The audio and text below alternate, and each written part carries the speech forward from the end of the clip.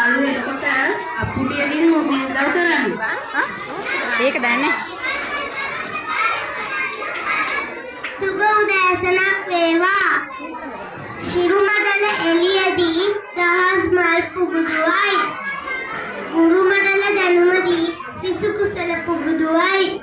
ඒ දැනුම රැගෙන හෙට නවතින නමක නමදින්න අවසරයි සියලු ගුරු දෙපායුද.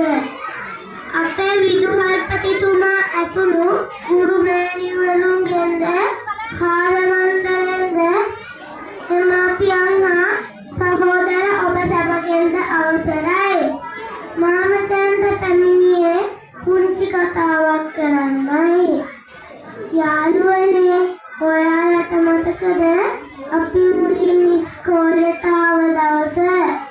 බයෙන් ඇදුවා අපිව ආදරයෙන් පිළි අරගෙන අපේ පන්තියට එක්ක ගිය අපේ ගුරුතුමී අපට සින්දු කියලා දීලා නටුන් නටලා පාට චිත්‍ර අඳලා ලස්සන ක්‍රියාකාර කියලා දීලා අද අපට ලස්සනට ගුරු ලියන්න පොත්පත් කියවන්න කියලා දුන්නා.